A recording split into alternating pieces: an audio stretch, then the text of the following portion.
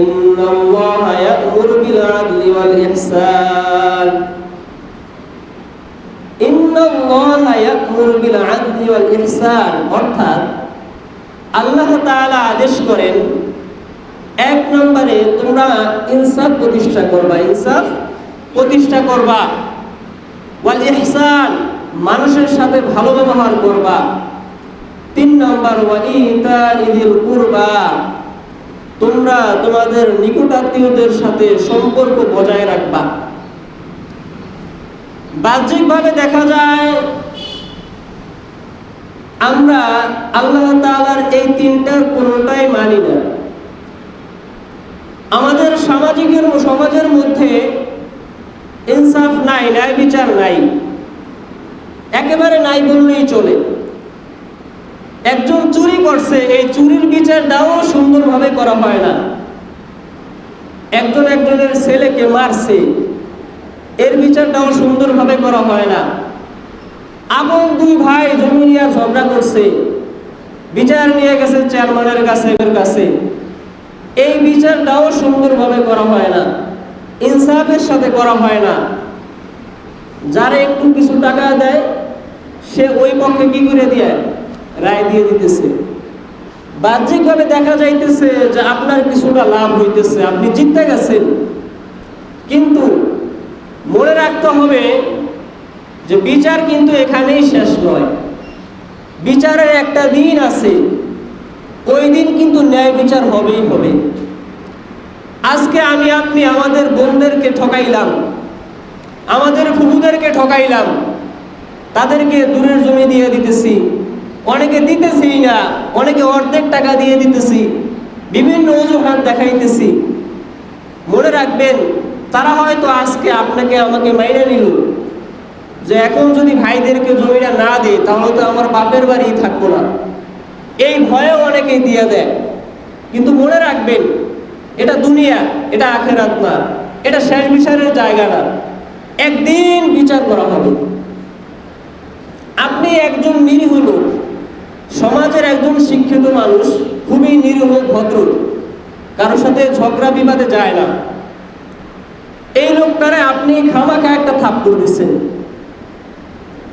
সে আপনাকে কিছুই বলল না বা বলতে পারবে না। ভদ্রলোকেরা ঝগড়ার ভিতরে যায় না, তর্ক বিতর্কের ভিতরে যায় না। আপনি তো মনে করছেন যে ওরে মাইরা আমি অনেক কিছু হয়ে গেছি, অনেক বড় কিছু হয়ে গেছি। দুনিয়ায় সে বিচার না পাইলেও আখিরাতে কিন্তু এই একটা থাপ্পড়ের বদলা আপনার থেকে নেওয়া হবে। এই জন্য দুনিয়ার প্রত্যেকটা কাজ করার ক্ষেত্রে লক্ষ্য রাখবেন যে আমি যেই কাজগুলা করতেছি, হতে পারে দুনিয়ার আদালতে আমাকে কিছুই করা হবে না, দুনিয়ার আদালত, পুলিশ এগুলো সব আমার পকেটের ভিতরে, টাকা দিলেই তো ছেড়ে দিতেছে, কোনো মামলা মোকদ্দমা আমার নামে হবে না। বিচারের একটা দিন আছে, ওই দিন কিন্তু ইনসাফ করা হবে।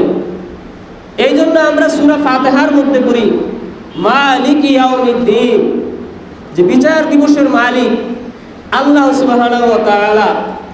আল্লাহ তাআলা এমন ভাবে বিচার করবেন যে কোনো কাফের, মুশরিক, নাস্তিক কেউই আল্লাহ তাআলার বিচারের পর কোনো টু শব্দ করতে পারবে না।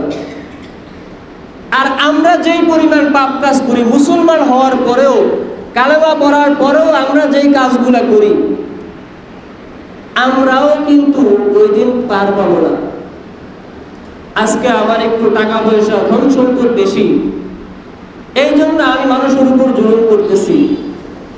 সমাজের দিকে তাকালে দেখা যায় অধিকাংশ ফ্যামিলিতে আপন ভাইদের সাথে সম্পর্ক নাই, চাচাতো ভাইদের সাথে বেশি সম্পর্ক। তার কারণ একটাই, জমি জমা, অধিকাংশ সমাজে। অথচ আমরা সকলেই মুসলমান। আমরা যদি ইতিহাসের দিকে লক্ষ্য করি, সোনালী যুগের দিকে লক্ষ্য করি, ওই যুগে মুসলমানরা কেমন ভাই ভাই ছিল। মুসলমানদের মধ্যে রক্তের সম্পর্ক না থাকতে পারে, কোরআনী সম্পর্ক তো আছে। পৃথিবীর এই প্রান্ত থেকে নিয়ে ওই প্রান্ত পর্যন্ত, পৃথিবীর ওই প্রান্তে যদি একজন মুসলমান থাকে, সেও আমার আপনার ভাই।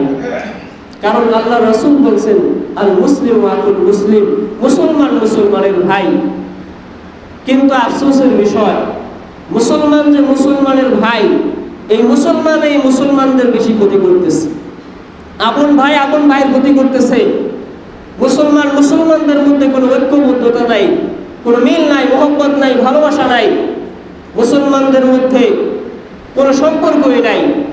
মুসলমানদের সন্তান, কিন্তু তার কথাবার্তা, আচার আচরণ, চালচলন সব ইহুদি মুশরিকের মতো। সোনালী যুগের একটা ঘটনা শোনাই।